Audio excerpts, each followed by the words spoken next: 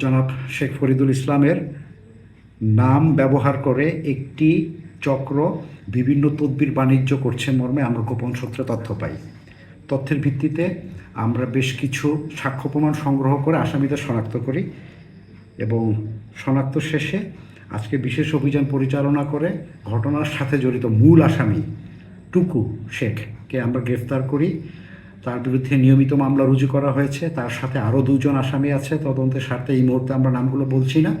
আসামিদেরকে বিজ্ঞ আদালতের মাধ্যমে রিমান্ডে এনে আরও তথ্য সংগ্রহ করা হবে। কি পেয়েছেন আসামিদের কাছ থেকে?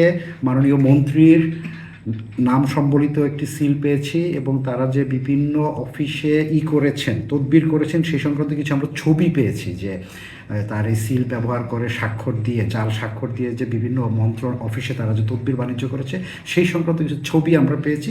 তদন্ত কার্যক্রম চলমান আছে।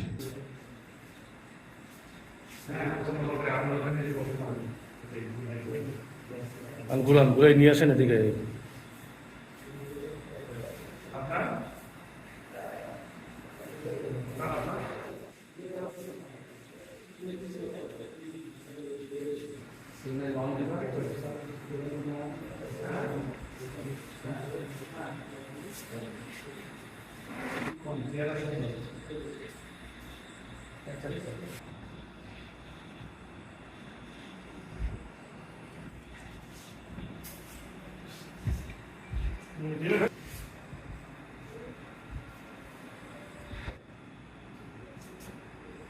তো যাই হোক আর কি